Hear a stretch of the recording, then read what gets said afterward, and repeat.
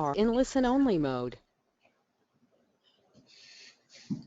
Hi everyone, this is Barb Bruno. I want to welcome you to today's webinar. Our topic today is Attract the Top Talent That You Will Place. I'm actually presenting you this training on behalf of HAAPC, which is the Houston Association for the Staffing and Recruiting Profession.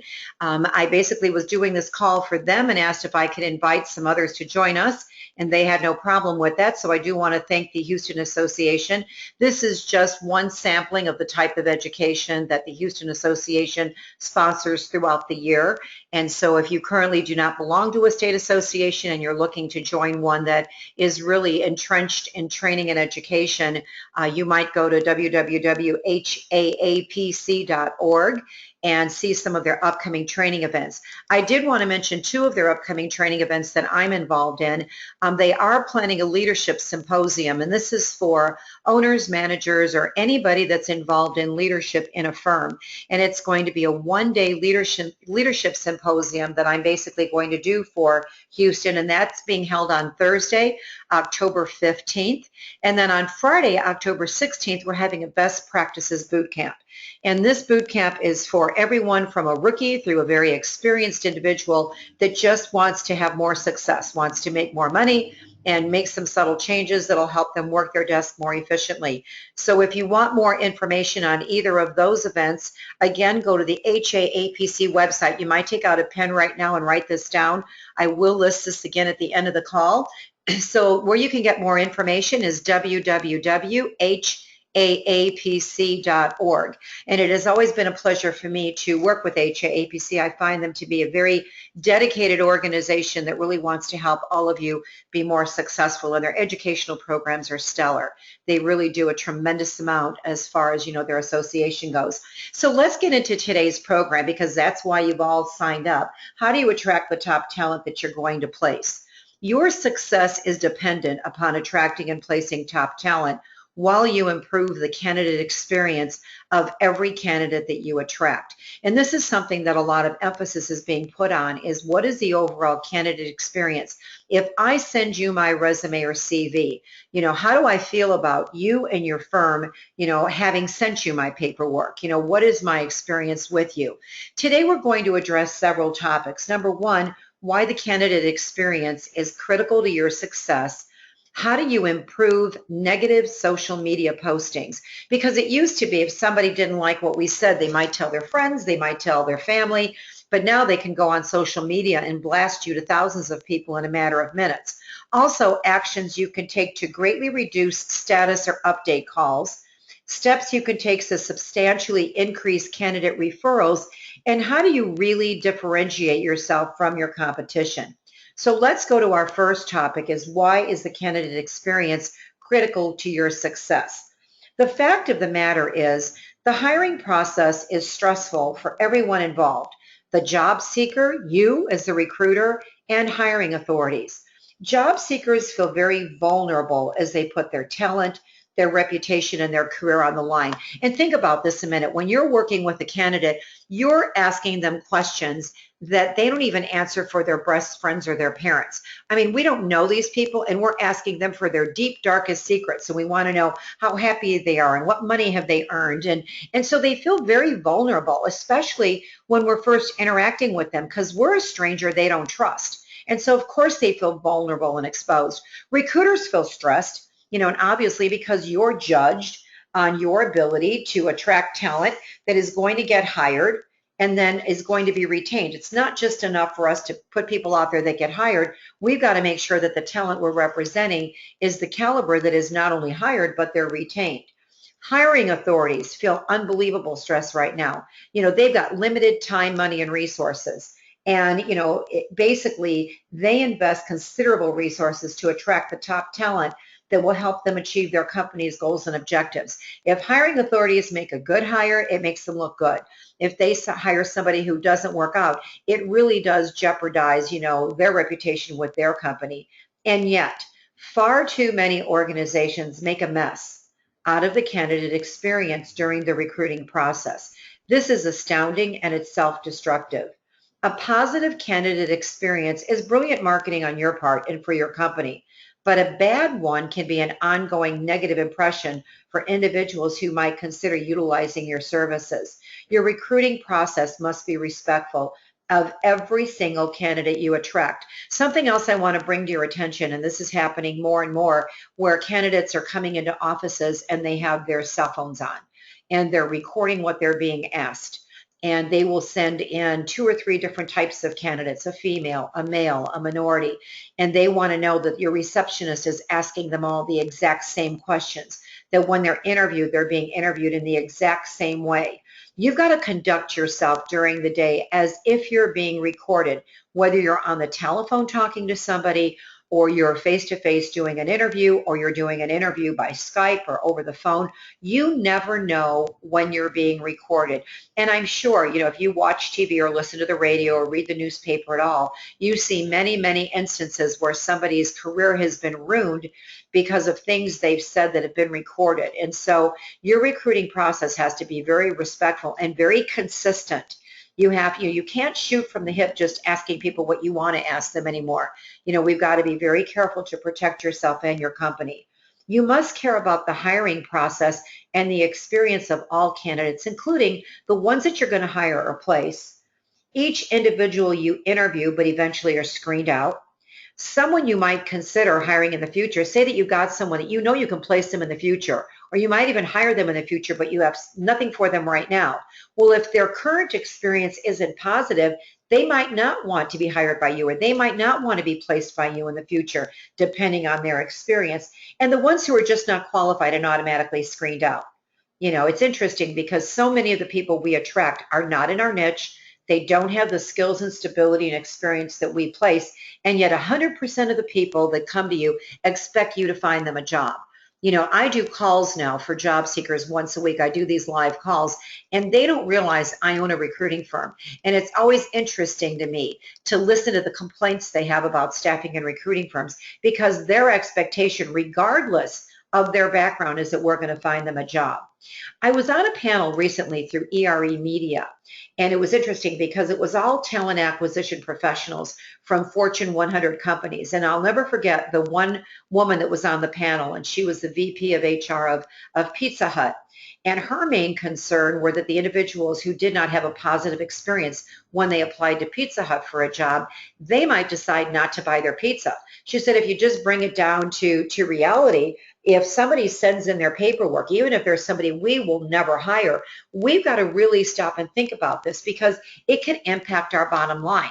All companies are worried about that right now. If somebody applies and they're not helped, do they stop utilizing your services? Do they go on social media and blast you? Do they just decide, is their impression that you just don't care? Most staffing and recruiting firms place 5% of the individuals that they attract, and most companies hire less than 5% of the people that they attract and that they interview.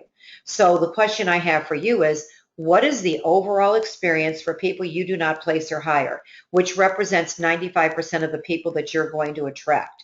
What is the candidate experience for people who send you a resume or a CV, but they are not qualified for your orders, contracts, or assignments? Does your recruiting process reflect your brilliant marketing plan, or does it result in a lasting negative impression? If you treat people right, even if you don't place them, they will send you referrals and they're going to have a positive impression of you. And so as long as they're treated right, they realize, eventually that you can't place everybody, but at least they've been treated right by you. So ask yourself right now, what would happen if you surveyed all the people you didn't place? What type of feedback would you get? I'm going to give you 5 steps now that you can take to improve the overall candidate experience. Number 1 is you've got to start thinking outside in. See your services through the eyes of the individuals that you serve. And as you improve your process, keep their experience front and center. I've always said our job is not to agree or disagree with the candidates we represent, and it's not to agree or disagree with the clients we represent. And by the way, thinking outside in is really valuable on the client development side, as well as the candidate experience. If you can put yourself in their shoes, if you can see their world through their eyes, you will do a much better job placing people with their companies and finding your candidates work. Again, our job is not to agree or disagree with the people that we work with. Our job is also not to like or dislike them. It doesn't make any difference if you like a candidate. What is important is if your clients are going to like a candidate. But the clients and candidates have to love you. They have to feel that they're being treated with respect. There's three things that every human being wants to know. And this isn't any relationship. Think about all your relationships. Think about your personal relationships, the relationships you have with your kids, all the relationships in your life. There's only three things that human beings want to know. And the three things they want to know, and this is not in the program, but you might want to write it down. They want to know, number one, if you care about them. Number two, they want to know if, in fact, they can trust you. And number three, they want to know if you're going to keep your word to them.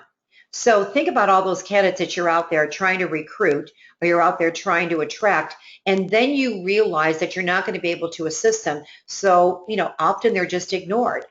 And if you put yourself in their shoes, you can understand why they go on social media and blast you. So you've got to start thinking outside in and see your services through the people that you serve. If you want to grade your current candidate experience, just survey candidates you never interviewed or candidates you interviewed but you didn't place. Their feedback is going to reveal the strengths and weaknesses of your process. In fact, it was surveys like this that I did many years ago that made us come up with different resources. We'd give them lists of places they could go, things that they could do for all the candidates we didn't help. Because when we ran our surveys, we got slammed from the people, especially the ones that came in our office and we interviewed them and they took their time and we did nothing for them. I mean, they felt that we cost them money, that we cost them time, and that basically we didn't keep our word to them. And so that was the motivating factor for me to come up with resources many years ago that I was going to share with the candidates we weren't helping because I didn't like the feedback. And so if you survey, you're going to be amazed by the information you get. Number two is you've got to communicate. You have got to communicate with candidates. The majority of individuals who submit their resume or CV obtain no response whatsoever. And this basically violates the basic rules of common courtesy and effective communication. If I sent a resume in, and candidates are really complaining about this when they apply on job boards or they apply on website postings or they apply directly to companies. And companies are realizing, manufacturing employers, corporate employers, professional services employers are realizing that they have got to start communicating more with people that are reaching out and asking for a job. If you just explain your hiring process and provide information that's going to assist everyone, it greatly improves their experience. And you have to use an interviewing guide to ensure you're asking consistent questions. Again, I go back to the fact that you have to conduct yourself as if you're being recorded every time you're on the phone, every time you're interviewing, every time you're meeting with a person face to face. You have got to conduct yourself as if you're being recorded and that everything you say is going to be published. And would you be proud of it? We're in this age of, technology where you just never know what's being recorded for, trying to trip you up. Number three, you've got to personalize your recruiting process. Create a process that is flexible enough to recognize and attract top talent. And when you interview a rock star without a degree, sell the achievements of the candidates to your hiring authorities. A lot of you are complaining that it's really, really hard to find people. And I've been at several conferences recently, and every recruiter I interact with is saying, it's just so hard to find people. It's impossible. It's ridiculous. What I'm going to say to all of you is every time you feel that you've done everything you can to find a person, you feel that you've really done the job, okay, and you've really done everything you can, make 10 more phone calls. Because chances are there are people in your database, there are people that you have not reached out to that could do jobs. The job is going to be filled by someone, whether it's you or somebody else. The jobs are going to be filled. But what you have to realize, again, if it's tough to find candidates, that's the best marketplace for us. If it was easy, none of us would have jobs. And so we want to make sure that that we're out there and recruiting every single day. And if you think your interviewing processes are taking too long, so say that you're complaining now, I'm losing candidates because the clients are not moving fast enough. I want you to think back to the last time you really had a rock star. You had someone that you knew was a walking, talking placement or fill. The minute you interviewed this person, you were like, I know I can place this person. You knew they were a most placeable candidate. You knew that you would have several clients that would like to hire this person. So you start marketing them. How long did the interviewing process take? You and I both know that when you send in a rock star, what happens to the interviewing process? It's shortened. You send somebody on a first interview and all of a sudden they do a first, second, and third interview, and you see your client reacting much faster. So if you find yourself complaining, my clients aren't moving fast enough, the interviewing processes are just taking too long, I'm telling you, you're not sending in the caliber that they want to hire. They're interviewing your candidates. They're telling you they're interested, but they're still interviewing because nobody knocked their socks off. If you really want to know the interest level of your clients, ask them on a scale of 1 to 10. On a scale of 1 to 10, what is your level of interest? And if it's not a 10, ask them what would make it a 10, and that's the candidate you have to go out and recruit for them. Number 4 in the process. Let's see, let me get my slide to move ahead here. Number 4 in the process is you've got to change and improve. Your process of interacting with the individuals you attract should be ever evolving. If you haven't changed the way you treat candidates in the last couple, 3 years, I'm telling you, your process probably is not effective because you're getting many more people, many more unsolicited contacts because you're out there and because you do have a social media presence. Many more people reach out to you that you're not going to be able to help. You've got to listen to feedback and make adjustments to consistently improve the candidate experience. And rather than not wanting their feedback, you've got to think of candidate feedback as just vital dialogue. Because again, this is 50% of what we do is attract talent. There's lessons to be learned in what the candidates say to you, and it can be an inspiration to get better. Feedback makes us better. There's always room for improvement. If you don't think you've got enough candidates, right now, and just think about this for a moment, how many jobs, contracts, or assignments have you been representing since the beginning of the year? We're in September. I'm recording this call in September. So from January through today, how many jobs have you actually worked on? And then the scarier question, how many have you filled? And then when you look at the number of jobs you have not filled, how much money did you leave on the table? I mean, it's an incredible amount of lost revenue opportunities when we don't surface talent for hot orders. Now, I'm not talking about the orders that were written that should have never been written. The bad business sometimes that's written where, the experience and money is not commensurate or it's just not an order that you think you're going to fill. I'm talking about viable orders that you wrote that you didn't fill. This company found somebody from, somewhere. So again, you've got to constantly change and improve. Another thing I want to say to all of you is if you've been in this profession longer than 2 years, 50% of your candidates should be coming from referrals from other candidates. And if that's not the case, you really have to stop and think about, okay, why isn't that true? Why aren't people referring somebody to me? What am I doing wrong that I'm not getting referrals? Sometimes it's as simple as you're not asking for referrals, so you don't get them. But other times it's that people don't like the way they were treated. When you're only basically satisfying 5 out of every 100 people that come to you, those other 95 have a strong voice out there, especially on social media, and could greatly limit your referrals. Number 5, you've got to provide alternate resources for people. 100% of the people who come to you for a job have the exact same expectation. They expect you to find them a job. And I can tell you this is fact because I do live job seeking calls once a week. I'm on the phone with hundreds of job seekers every week. They don't know who I am. They don't know I own a staffing and recruiting firm, and just by their feedback. Now, if they're treated with, respect and given resources that can assist them, they're far more likely to refer others and still feel good about the experience because of the way they were treated. Now, if you don't have time to create a resource, I did want to mention something here. We've created an alternate resource for candidates you don't place. For years, I gave out, lists of places they could go, things that they could do, because your greatest time waster are the incoming calls you're getting from people you're never going to place in a job. I just got back from 2 conferences, one in Wisconsin and one in Newark, New Jersey. And it was interesting when I was talking to the recruiters in the room, they all admitted they spend at least an hour and a half, sometimes 2 hours a day, taking incoming calls from people they're never going to place. My greatest problem was I would have clients send me their daughter and their aunt and their wife, and I find myself doing free resumes and doing all kinds of free career consulting because it was a client referral. But this provides, again, the reason I did this career portal is it provides 100% of the resources job seekers need to find employment. And the customized site basically lists your name, your logo, your contact information. So the perception is you did this for them. I did the career portal for my business 3 years ago, just for me. And then many of my business associates in our profession saw it and said, can we have one? And I'm like, no, I did this for my own business. And it took me a year to be able to figure out how to customize this and private label it for all of you.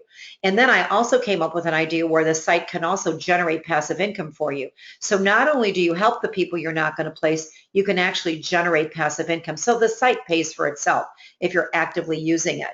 The resources on the site include a 15-step process to find a job, free assessment tools, a resume builder, the live weekly job seeker calls. And by the way, they think I work for you because I get on and go, hi, welcome to this week's job seeker call. There's an aggregate job board in there with over 1,200 job boards. And we're releasing a new version of our career portal within the next 60 to 90 days. And there's going to actually be a CRM where job seekers can track their job search. And we're putting many more resources in the career portal. And again, everybody loves it the way it is, but I always see room for improvement no matter what I do. If you want information on this, you can go to happycandidates.com or call my office. I will list this information later. Or if you just want to look at one and you want to develop your own resource, you can develop your own resource. If you go to www.myjobsearchresources.com, look at what I did. And I have no problem if you plagiarizing with what I did. But set something up. I mean, it's that day and age where we have to start helping everybody. The cost of our career portal is $9.99 a year. Anybody listening to this recording, your price is $5.99 if you invest by the end of the month. So I wanted to put a 40% discount for those of you that are on this particular call for HAAPC. If you implement the 5 steps now that I mentioned above, you are going to improve your candidate experience, which is important. So whether you use my resource, use your resource, follow those 5 steps I mentioned, throughout this program, because again, we have to improve the candidate experience if you're going to enhance your references. Now, in referrals, how do you improve negative social media postings? Because there isn't a person out there that hasn't dealt with this. And we're getting more and more negative social media postings. Rather than responding to a negative post on social media, take a proactive approach to eliminate the reasons for the negative posts. Answer these questions. How many resumes or CVs do you receive each month? How many individuals are contacted? How many are ignored? How many are interviewed? How many are hired? Obviously, the number of resumes or CVs received is much larger than people who have hired. But again, implement the 5 steps that we mentioned, at the beginning of this program, and you will improve the candidate experience and alleviate most negative social media postings. If there is a negative post on social media, maybe it's too late, to do this, you've got to respond versus ignoring it. And display patience and understanding, okay? Contact the individual privately, especially if the conversation that they're, that what they're putting out there is so negative. It's interesting because you can turn a conversation that's negative to actually asking them to remove the post once they realize you've reached out, you've touched them, you've given them some resources, you're contacting them, and also you can let your followers respond. Every one of you has followers on all your various social media sites, whether it's LinkedIn or Facebook or Twitter, and often if somebody says something and other people that have worked with you had a positive experience, you'll be amazed at how many people that like you will come to bat for you. And that positive reinforcement really does negate any negative social media postings. Now, what actions can you take to reduce those status or update calls? And again, it's estimated that most recruiters spend a minimum of 60 to 90 minutes a day responding to status or update calls, okay? And this is one of your greatest time wasters. We all have the same 168 hours in a week. Why do some people get so much done and other people it's 4 or 5 o'clock and you're like, where did the day go? I think there's a couple things you can do that can cut this down dramatically. Provide candidates with a list of expectations. Let them know what they can expect from you and what you need from them, and so say in your list of expectations that your clients hire skills, stability, and experience, and if you can't help somebody, what we have to start doing is being a little bit honest with the candidates we're representing. If you can't help somebody and they say, can I call you? You need to say, well, I'm not going to be able to help you at this point, but these are some things you can do on your own. and give them things to do, because then they'll quit calling you. Because the truth of the matter is, who calls you the most? Is it the rock star candidates? Is it the candidates you're going to immediately place in a job? Usually it's the candidates you're never going to help. And they start calling you and you say, call me because you're trying to be nice. And I've said many times that I think who we are, we're social workers who like money. We really do care about people. We really do want to help everybody. But if you put that awning out and you're constantly giving free career advice, every time you're doing that, you're taking money out of your pocket. And that's why you've got to be honest with people. This is what you need to do. You can find a job on your own. These are some of the things you can do. And like I said, for years, I gave them a list of different organizations that can help them, different sites they could go to find help. Give them something to do, because then they'll quit calling you because they're afraid you're going to ask them if they did it. And think about this a minute. I came to you for a job and I asked if I could call you and you said yes. So now I become your stalker candidate. I'm calling you every day. And if you don't answer my call in the morning, I call you after lunch. And you stop taking my call. Well, now I'm devastated. Now I'm wondering, why did you tell me to call you? Why aren't you finding me a job? You gave me false expectations. It would be kinder if when you interviewed me or talked to me that you said, listen, Barb, you've got great background, but let me explain why I'm not going to be able to help you right now. I can probably help you in a year or so if you do the following. Also, here's some resources that can help you.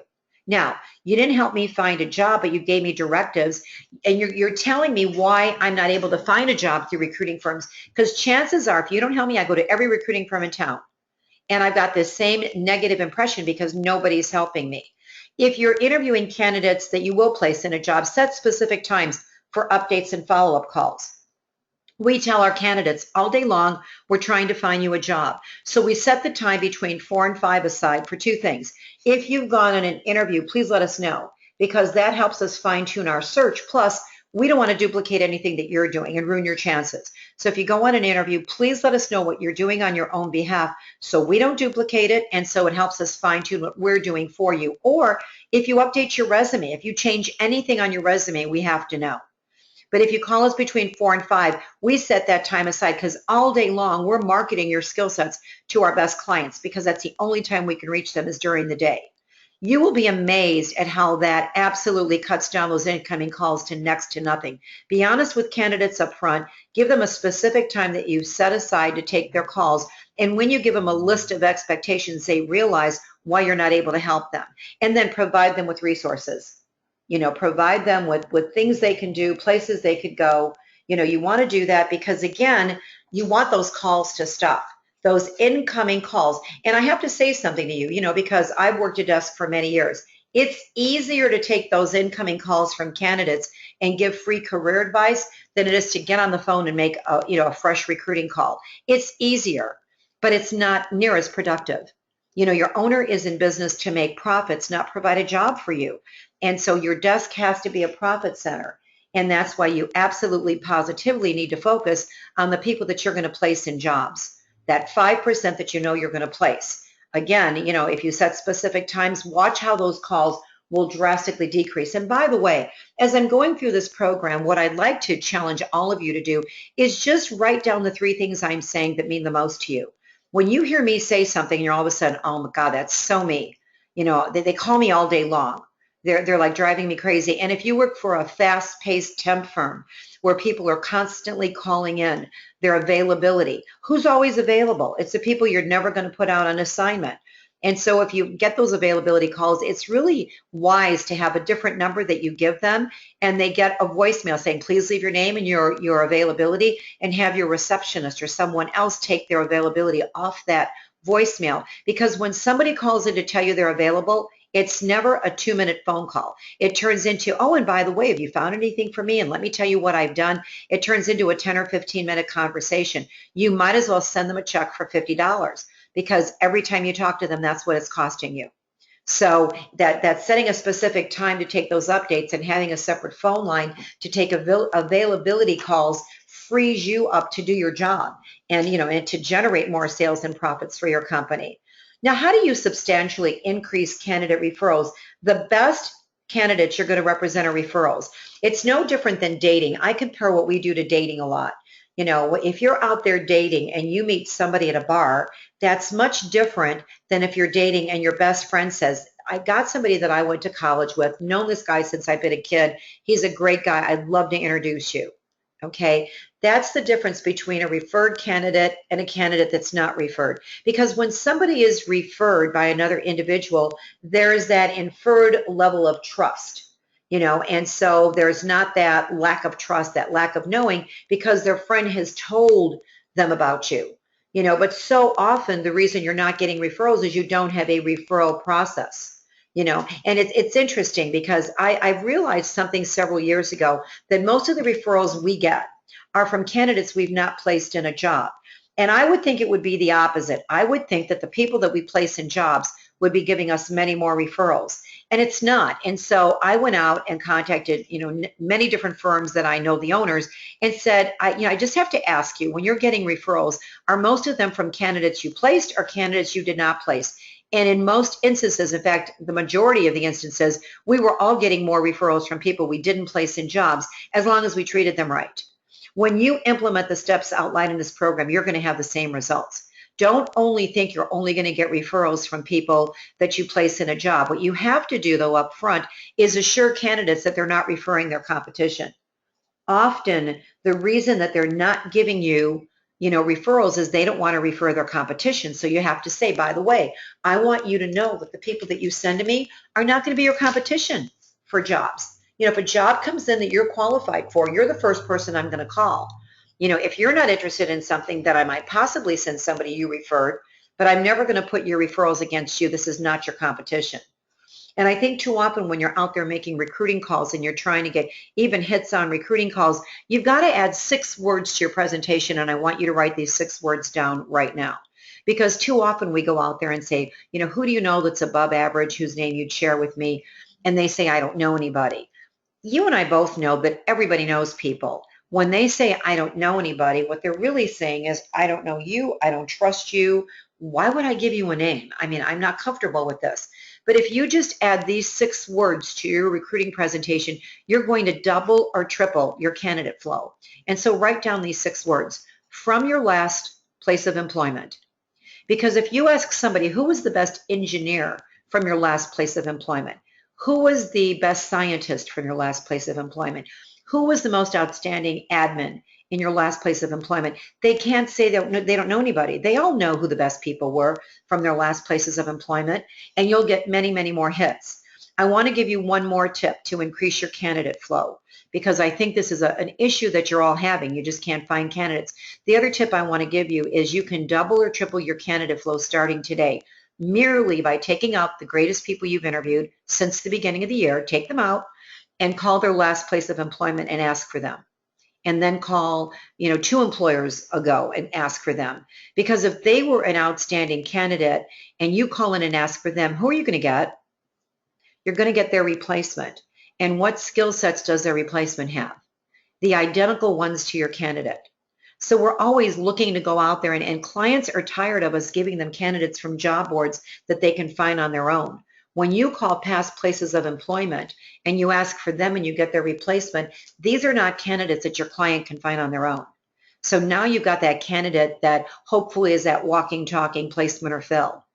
So, you know, between calling their past places of employment and then learning how to ask for more referrals and using those 6 words from your last place of employment, you will greatly enhance your ability to attract top talent.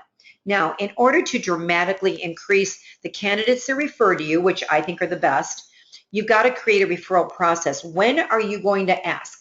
You know, you have to know exactly when are you going to ask. You're not going to just wait to ask, you know, after you place somebody in a job. You want to ask for referrals even in the first interview. You want to bonus individuals that are providing referrals. What type of referral program do you have, and how do you promote it? Our program is simple. We just have a referral program called Got Friends.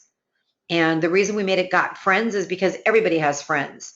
And we consistently, you know, communicate with them. You've got to communicate on a regular basis. So when they think of a recruiter that places what you place, you're the person they think of. Top of mind awareness would be if I said to you cheap prices, who do you think of? Probably Walmart. If I say coffee, the first word that comes to mind is Starbucks. If I say imagination, you may think of Disney. That's the type of top of mind awareness. If I'm a project manager, I have to think of you if you place project managers. And I got to tell all the project managers I know that you're the go-to person because you got access to jobs nobody else does. And you really treat people right. Regardless of what your specialty is, I could be a forklift driver. I could be a truck driver. I could be a secretary. But what's the word on the street? How do you get that top of mind awareness? It's by communicating on a regular basis with your entire database. You should be sending a list of your open jobs, contracts, or assignments bi-monthly with an article of interest to your entire candidate database. And the article is what you put in the subject line. You put the title of the article. If you put down a topic for candidates, like how do you negotiate the best salary? Do you think that people would open that? Of course they would. Think of topics that your candidates would open and give them the article of interest and then list a sampling of all the open jobs, contracts, and assignments you have. The minute you send a list to somebody, it's free lateral marketing. They will send that list to their address book or to people that they know who are looking. Every single time we do this in our company, and we do it every other month, we always get candidate referrals, always.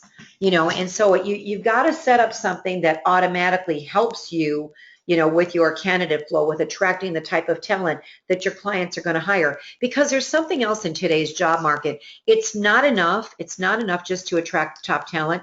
You've got to attract top talent faster than your competition. And that's why you've got to know your best business. You've got to know where are you making placements and fills, and you've got to fill those pipelines in advance so that when those jobs come in, you're ready to jump on them and fill them. Now, how do you differentiate yourself from your competition? I love when I do this at conferences, okay? I love when I do this at conferences because what I'll say is I'll have a room full of recruiters and I'll say, okay, I'm your ideal candidate. Why should I use you as opposed to anybody else? Give me something that's different. And you all say the same thing. Well, I specialize in your niche. I'm very thorough.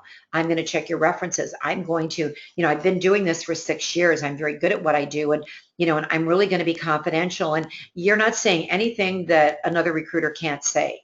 You've got to really figure out what is your personal brand? What is your track record? If you place admin, and you can honestly say that you've placed 20 people just like me in positions since the beginning of the year, and they're all still in their jobs very happy. You've got my attention because not everybody can say that. If you came out of a profession, say you're placing civil engineers and you were a civil engineer, you walked in their shoes. I understand your world, but I could never find a recruiter who understood my world. And that's why I decided that I was going to do this because I understand, the challenges and the issues and what you face. And I'll help you. I want to be your lifetime agent. You've got to talk differently than other recruiters. When you provide written expectations, you differentiate yourself. When you provide resources to the candidates you can't place, you differentiate yourself. When you talk about your personal brand, you differentiate yourself. You've really got to think about this because, quite frankly, if you don't know why I should use you as opposed to any other recruiter out there, I'm not going to take time to figure it out. As a candidate, I'm not going to take time. And I mean, I have to feel that you understand my world, and I want to hear you say things like, I want to be your lifetime agent. Tell me where you want to be in 10 years. I'll help you get there. That's much different than I'm going to place you in a job or a contract right now and make a commission check. Remember, there's 3 things people want to know in any relationship. Do you care about me? Can I trust you? Are you going to do what you tell me you're going to do? And so when you're coming up with your personal brand, remember, that's what I'm thinking. And when you're dealing with candidates, I think it's important to realize on their forehead, they have 5 big, black, bold letters tattooed, and it's WIIFM. When you're talking to a candidate, understand something. They don't care about you. They don't care about what you need. They don't care about your clients. They don't care about the pressure you're under. All they care about is themselves. Tell me what's in it for me to send you my resume as opposed to somebody else. If I understand the what's in it for me, I'll let you represent me. If I don't understand the what's in it for me, I won't. Think about, the last time a candidate you didn't hire or place said, wow, or thank you. Are you making a mess out of most candidate experiences, or are you making their experience amazing? Imagine the satisfaction of knowing you can help 100% of the individuals who come to you to find employment versus the 5% you currently help. See, that is possible if you start providing people with resources that can help them find employment.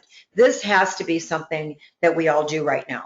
We just do right now. And I don't care what resources you develop, whether you decide to go along with the career portal we have, whether you use ours as a template for something you're going to develop, or you just give them a list of things to do, we have to start realizing we've got to stop the bleeding at the bottom. We've got to really, stop losing candidates out of the, bottom of the funnel as we're putting candidates in on the top. And by the way, those of you that do contract, I was in front of an audience of 1,500 technology professionals. And their biggest complaint was that you place them out on a contract in IT, and they're out there 2 years, 3 years, and when they hear from you? 2 months before their contract's over. And they go, they sure didn't care about me. I never heard from them. They placed me in a job. They've made a commission on every hour I've worked for 2 years, and then they call me 2 months before my contract's over. Believe me, I've already got something else lined up. I work with contractors from other contract firms, and their people care about them. They communicate. You've got to communicate with your contractors and your temporaries at least every other month throughout their entire contract. You should know their birthday. You should know their wedding anniversary. You should know what sports teams they back. You've got to do some fun things with them. You've got to let them know you care. Just them getting a paycheck from your firm every week is not enough. Again, you want to represent people. You want to be their lifetime agent. And I always tell people I'm a talent agent. And they go, a talent agent? I'm a free talent agent for you. You tell me where you want to go, I'll help you get there. And there's no cost to you. So I think it's time that we really start seeing it from our candidates' point of view. And I've given you a lot of little changes you can make that will really make a big difference, not only in how the candidates are viewing you, but in your ability to get referrals, and just set yourself up a little differently so you stand out, so you become the Starbucks of the recruiting profession. I have to share a story with you. It was interesting because I remember entering a contest, and it was they asked us to draw a coffee can for Nescafe. And we had to design a new coffee can for Nescafe coffee because it was a contest and they had put it out. And I love to draw, so I was always looking for things like that. So we're all drawing the new coffee can for Nescafe because they wanted to get end caps, and they wanted us to design an end cap in a grocery store that would go along with the coffee can that we designed, okay?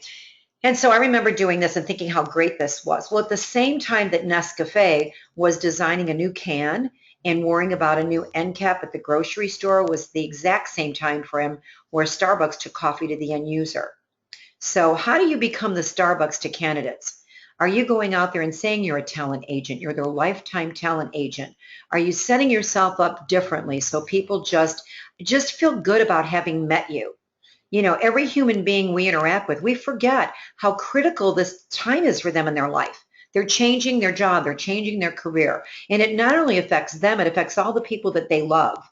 And so, what do we do for a living? We change people's lives for the better, hopefully. And we want everybody else that we interact with to feel good about the experience, because we're only as strong as the weakest recruiter out there. We are only as strong as the weakest person out there. That's why we've really got to enhance the way we're treating people. So I thank you for your time. I am going to open the lines for your questions now. Also, I wanted to remind you one more time that HAAPC is having 2 really good events.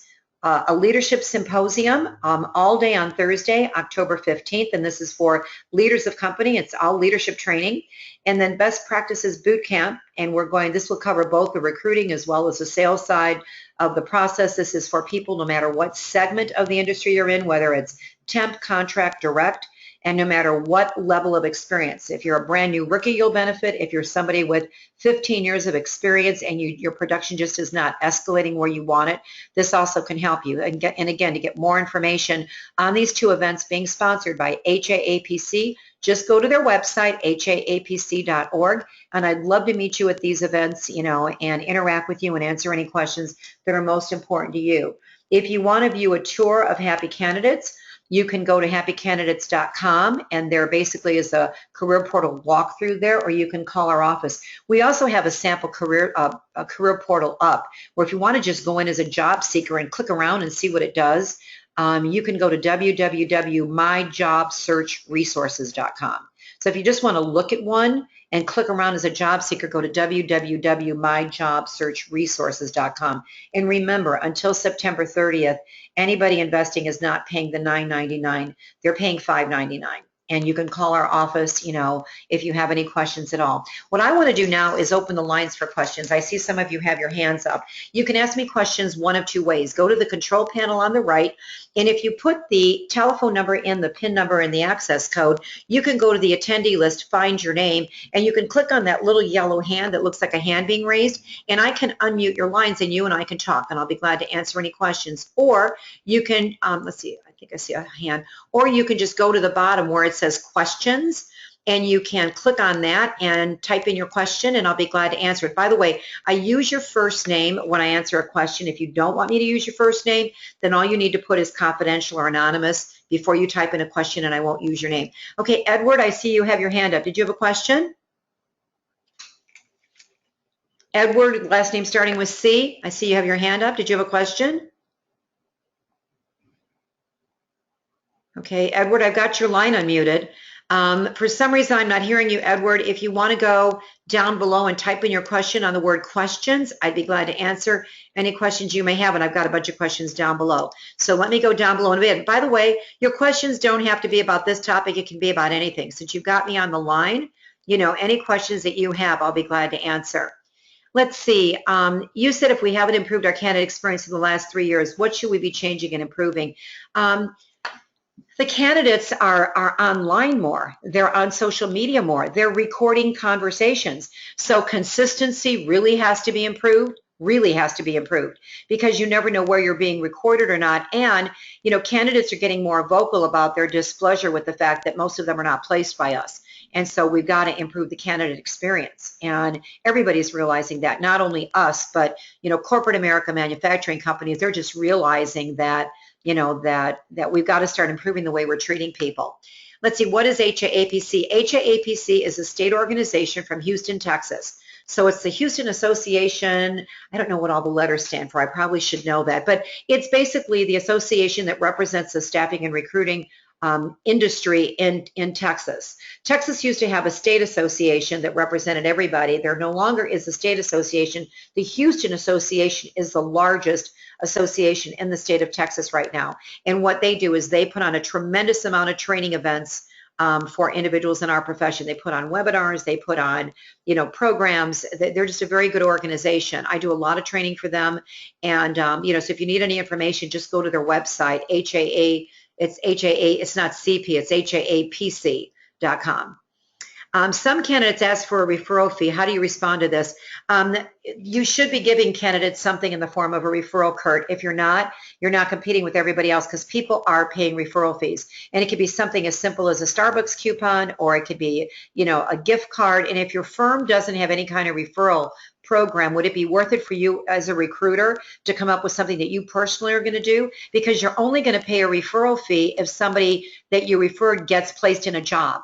So the only time you're going to pay it is if somebody's referred and you get a commission because they've been placed. So yes, most people are paying for referrals. Do we need to respond to all our unsolicited resumes that are not in our niche? Again, Jim, do we have to?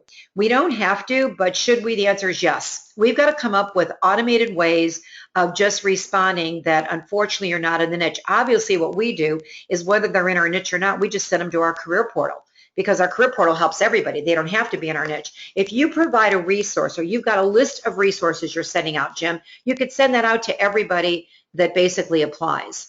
Will slides be available? Great information. Yes, Colleen, we're going to put this out on YouTube. And so anybody that signed up for this webinar will get the link to get the YouTube video. Thanks for some great information. How would you suggest we use this information for attracting employers and more job orders? The way to attract employers and more job orders is one of the best ways right now to get clients is to market good candidates. And so the candidates lead to the clients. The other thing is when you're interviewing candidates, you're getting job leads like crazy. And sometimes your antenna is just not up there. We start people only on the recruiting side of the sale. And inevitably they write job orders because they're converting reference checks into marketing calls, and they're marketing candidates. So when a candidate tells you the 5 places they want to work and why, that's a very easy marketing call.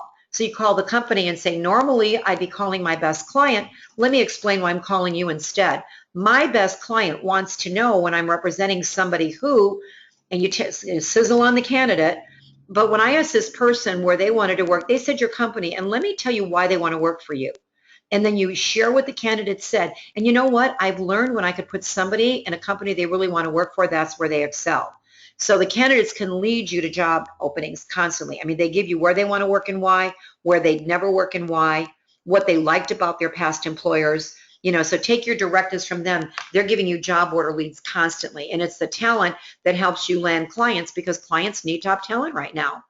This is from Edward. If you call a candidate on a cold call and they tell you why you are calling me at work, this is my livelihood, they are offended or upset.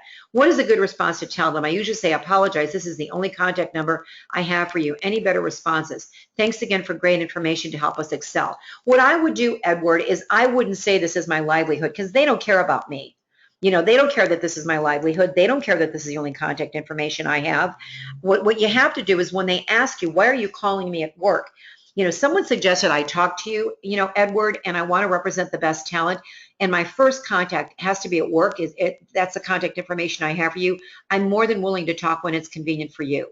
But I just wanted to show you that, I can be your lifetime agent. I'm a talent agent. And I can, once I know what's most important to you, you tell me what's most important to you. I take my direction from you. I will only call you when I have the exact type of opportunity that you see yourself doing next. So it's like having free eyes and ears in the job market. Plus, we have access to jobs that are not advertised, so we can open a hidden marketplace of jobs to you. When is it most convenient to talk? I just want to get some, if I can get your cell phone, your home phone, and when is it most convenient for us to talk? You can't say it's my livelihood. It's got to be about them. I wanted to contact you because you're the type of caliber that my clients look for. And I can be your eyes and ears. Show them the benefit to them to talk to you. They don't care about us. They don't want our opinions. They don't care about us or what we're trying to accomplish. They care about themselves. And that's why your answers have to be all about them, all about them. Okay? Getting a bunch of thank yous, what is the address again for the sample career portal? It is www.myjobsearchresources.com. If you go there, you can pretend you're a job seeker. You can even put in like Mickey Mouse or Minnie Mouse or whatever, and you can see how it works. And again, I don't care if you copy it. It took us a year and a half to develop it, but if you want to develop something on your own, you can do that. I can tell you the people that are actively using our career portals, they're paying for themselves, because there are some paid services in there. A job seeker can do everything free, get a resume, assessment test, everything free. But if they want upper level things done or they want help with something, if they use a paid service, then there's a revenue share for the career portal owners. So the career portal pays for itself. Bunch of thank yous. Okay, I'm going to end this because we're almost at the hour. It's one thing to come to the call, and again, I want to thank HAAPC for asking me to do this call and letting me invite other people other than their members. So I do appreciate that, HAAPC. I look forward to meeting many of you at the Leadership Symposium or the Best Practices Bootcamp, which I'm doing both of those days for HAAPC. And lastly, I want this job to pay off for you. You spent an hour with me. So what I want you to do is I want you to take 3 ideas and implement them. Implement one in the next 21 days, implement another one in the next 21 days, and the third idea 21 days later. It takes 21 working days of repetition to change an old habit and make it a new habit, okay? And turn a bad habit into a good habit. And so what I'm hoping is that as a result of this call, you all make more money. So thanks for joining me again today. And if you have any questions on anything, you want to reach out to me, you've got my office number in front of you. Please call us and we'll help you in any way that we can. Have a great day, everybody. And here's to a record last quarter.